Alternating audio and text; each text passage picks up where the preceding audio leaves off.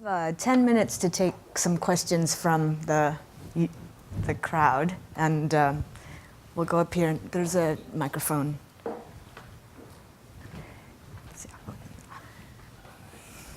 think we're still attached. I think we are still attached, yeah. But microphone's for them. So who has a question?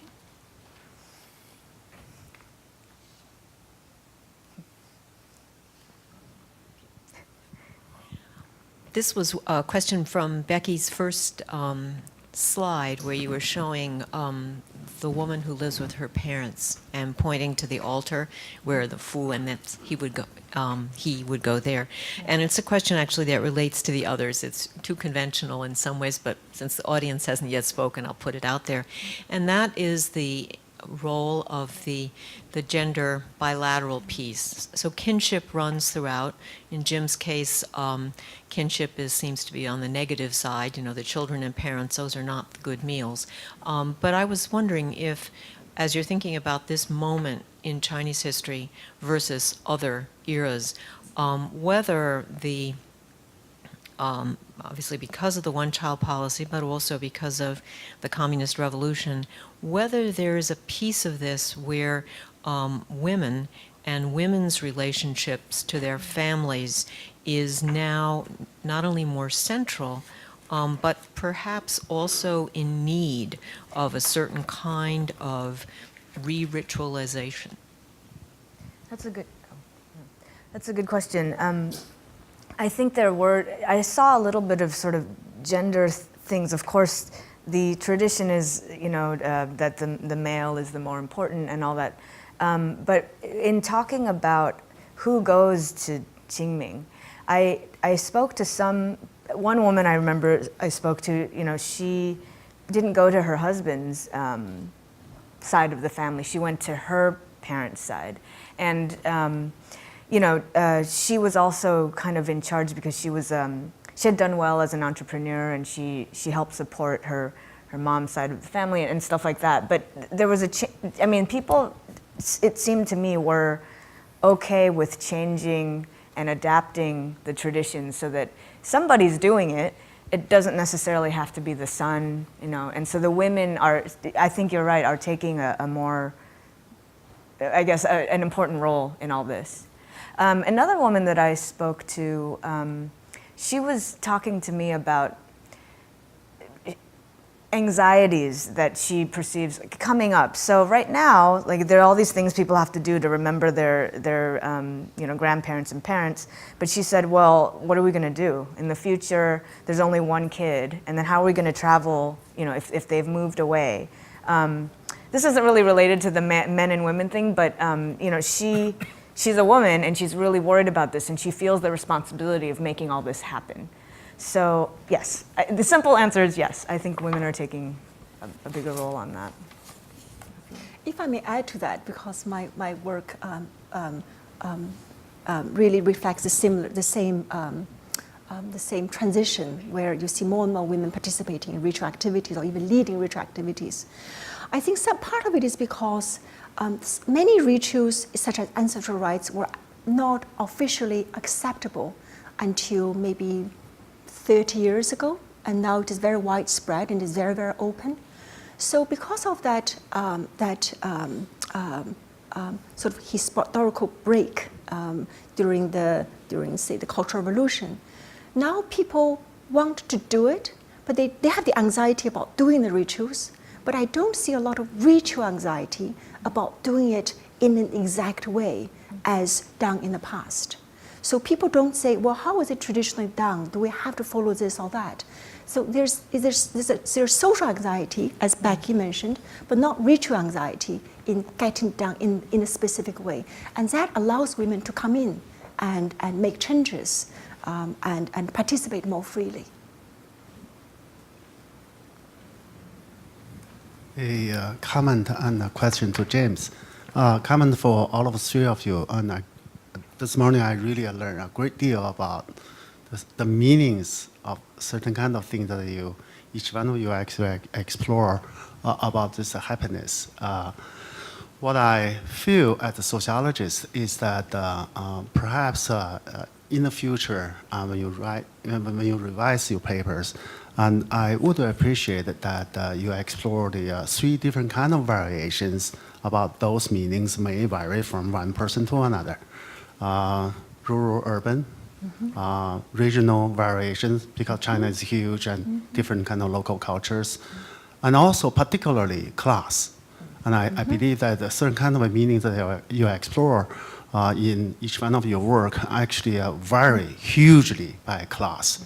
And I'm Chinese, and I lost my mom and dad, and I was in the funeral, and so my relatives actually make a different kind of suggestion as to how you should do this. You should do this, So my sister and of course we discuss. We don't really belong to that class, and so I check with this and with all different kind of my friend and classmates. They have a different, this kind of understanding about what we should do as the one that we have been brought and educated and so forth. Anyway, so I think the 3 variations would be good to give a fuller picture of what urban China is all about. Particular question to James. I really appreciate this social eating thing because I have done a little bit along with Debbie and starting from a 1998 project. Yeah. And we wrote a little bit together and with my student Bill. One thing that, one point that you really make the argument that I really agree is that the happy meal, happy occasion of having a meal with others is really with this small circle of friends. Perhaps away from instrumental orientations. And that later part, I'm not quite sure if I really totally agree with you. My own sense about a Chinese life, particularly the meaning of the social relationships and social networking, is really to combine both instrumental and emotional purposes. And if you think of Chinese, and I'm part of it, each one of them is very strategic, and they don't really have one purpose for one thing, and they do one thing for multiple purposes. This is all happened within the family, outside family, among the friends, and so forth. And so, as you know, that I became the dean 6 years ago in this Xi'an Jiaotong University, and because of that, and I have to do a lot of social meals with my colleagues and friends, government officials, people who were introduced to me because I want to do certain things for the school, and I have to be socializing with some of them that I don't want to, but I have to. In each one of the occasions, I thought that there's some instrumental purposes for somebody who really called upon the people to come together to have a meal, not just for the emotional or expressive, what Robert Beller and they say the expressive individualism. But the instrumental is always there. So I would wonder how you really should theorize what you actually observed about the happy meal. Well, I guess I can reply to that. I think that's a good point, and I've thought about that.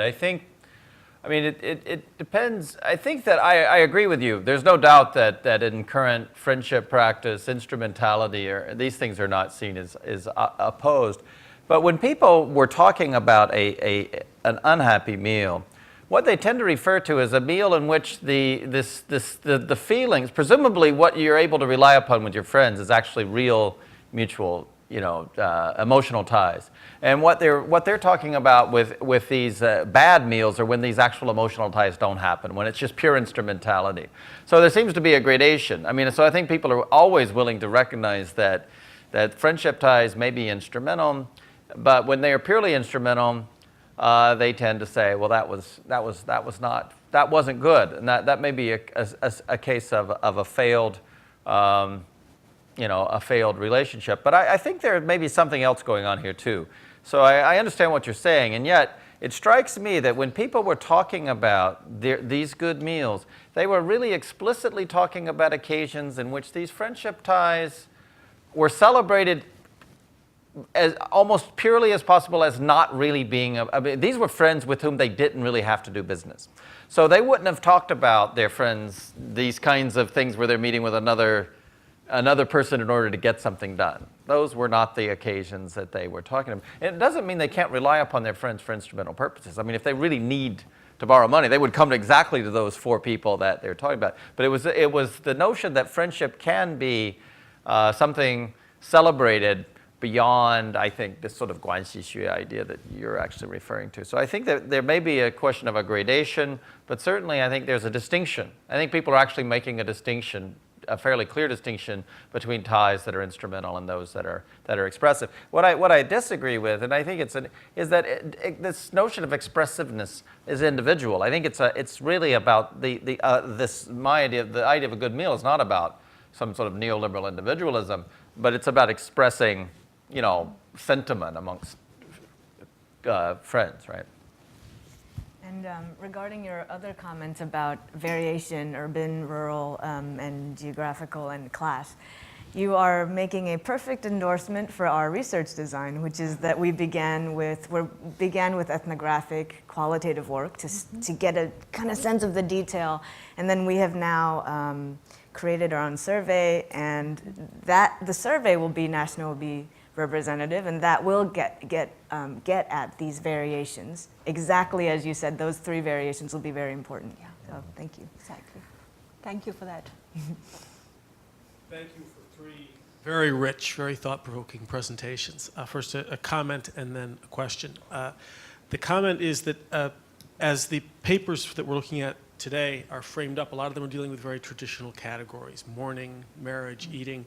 But a subtext for a number of your comments, and I suspect for the others too, is the impact of technology on the experience of and the transmission of happiness. You mentioned that food, nothing can be eaten which isn't photographed and shared. And particularly with the Weixin, these platforms, the way that people are using technology to amplify and spread happiness, it seems to me, is a subtext in all these categories that could perhaps be increased. As you just mentioned, there is a celebratory sharing, and people are choosing to spend enormous amounts of time on these platforms. And yes, there are elements of showing off and perhaps of la guanxi as well, but there's clearly a voluntary and a joyous aspect of this.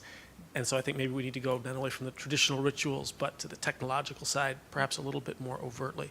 My question, I guess, is mostly for the last 2 speakers, for Becky and Anna. These practices related to mourning and remembrance, are they necessarily religious as we usually understand those terms? Is that the right approach to that? I was struck in Deborah's paper, there's a lot of talk about using ceremonies to signal one's own virtue socially, they're part of psychological processing, but is that a necessarily religious practice? So if I may try to respond first. Let me respond to the question about technology, maybe. That's a great question.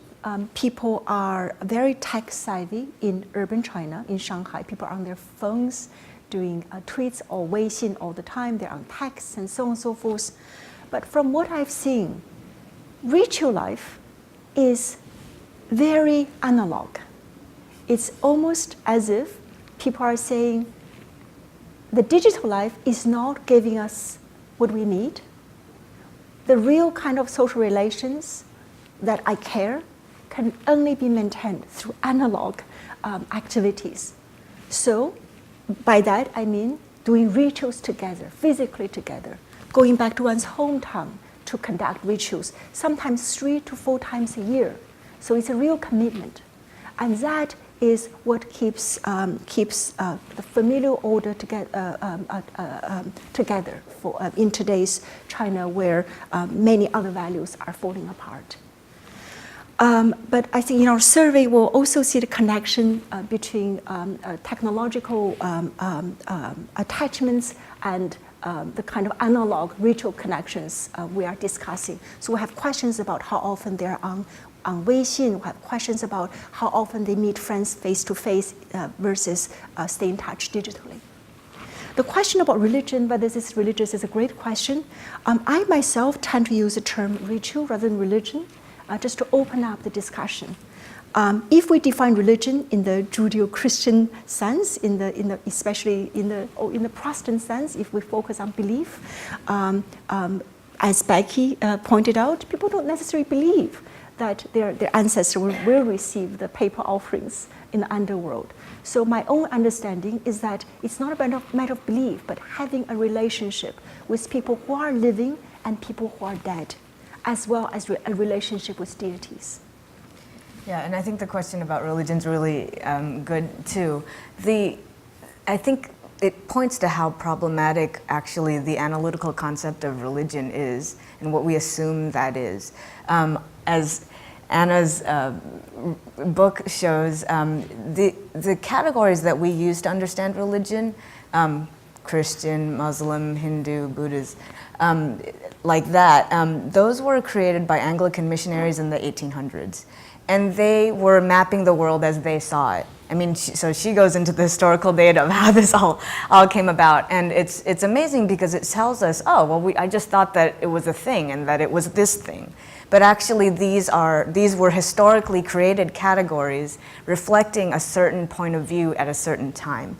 And I think we might need to revisit how we understand these things because as I was showing, and as many things shows, they don't necessarily tell us how people derive meaning from their lives or how they organize their lives or how they're motivated to do things. And I think we would want to know that, I think, right? If from something like religion. I think we might have to, okay, one more question and then we'll go to break. I just wanted to add something on the new media question, which I thought was quite interesting. So I guess it's to Anna. You also said something like this really quickly in your paper too, but I know of websites where people do these ritual activities. You can burn incense online, you can burn candles, you can make prayers or memorials for the dead or even other people's dead. There's a rich ritual life of those kinds. There's at least a couple of death ones, and a lot of temples run their own. A lot of spirit mediums run their own. You can easily get Taoist Fu right over the internet. I wonder what that was based on. Yeah, well, as I showed in one of the pictures, a woman who prayed in the Confucius temple for her daughter got texts from the temple as blessings, right, during the exam period. Absolutely. But in that case, technology is supplementary. It is not the central act. She has to go to the temple personally to pray and to make offerings. And then the text is a supplementary step. I think the kind of online worship we see is a more individual act or individualistic act. Very often it's about one feeling good about oneself when one is unable to go to one's deceased parent's gravesite to do veneration, say, during the parent's death anniversary. Or sometimes it's a specific individual petition. So I have this wish, so I do an online prayer or online ritual to express my wish. But what's lacking in that online activity is the social dimension of prayer. If you tell your parents, I couldn't go to the Qingming tomb sweeping this year for my grandparents, but I did it online. Your parents will not let you off the hook because it is not considered, it's not quote-unquote serious enough. So the quote-unquote serious activities are really activities people do together. There's a very strong emphasis, especially in those Confucian ancestral rites, about being there. So the effort really counts. So in other words, the digital the digital form of prayer is part of prayer life, but I would argue it is not the central form. We'll argue, yes. I look forward to it. Okay. Oh, actually, did you want to ask a question? I saw you. Just asking about maybe all your papers but especially Becky and Anna about religion are about basically normal life. And I was wondering if this is related to bigger time in China where people want to get back to normality. Religion is also about salvation, about disastrous things. And a good death, for example. What about bad death? You know, my university, we just lost 3 Chinese students who died over the holiday break. I think suicides probably. You know, the people who die from suicide, from executed as criminals, as beaten to death by Red Guards during the, you know, Cultural Revolution. And you know, Everett Jong has a article about this grave site in Chengdu, dealing with that, and the hungry ghosts, you know, all this stuff. So religion does try to save people from really bad things, and all deaths aren't good deaths. And as far as honor, you know, religion, your prayer is sometimes about you got to be saved, right? Not just Christianity, but Buddhism too, certainly. So, where is the abnormality in this, or is this just really? Do you think about a particular time in China where people want to get back to kind of a normal existence, even with food, you know, with just casual friends and so forth, rather than a time when things are very unsettled and dangerous? So good question. So talking about a bad death, I wanted to talk about one, but didn't have enough time. But so thank you, I get to talk about it. There was this, I attended the chanting, actually like Anna was showing, for a woman who basically had a really tragic life and a bad death. She suffered from mental illness, and then her husband left her, and then she was living alone in this house by herself, and toward the end she basically kind of starved to death. It was just a horrible, really sad story. However, what was really interesting to me was that her parents had set up the chant so that she could kind of, you know, she had died, but then to get her into a better place toward the Western paradise. So they had people come in and, you know, do these things for her because they felt like they could do something for her and help her maybe even though she had a bad life and a bad death, like she could have an okay life on the other side, which I thought was emotionally, I mean, thinking about happiness, it gave them something to do in a way that actually relieved them emotionally. And I think I don't know how, you know, they believed or didn't believe, but I thought that was sort of remarkable in that way, and something different, I guess, from, well, if we're going to compare to, you know, sort of typical American life, but yeah. Okay. All right, so shall we have a break?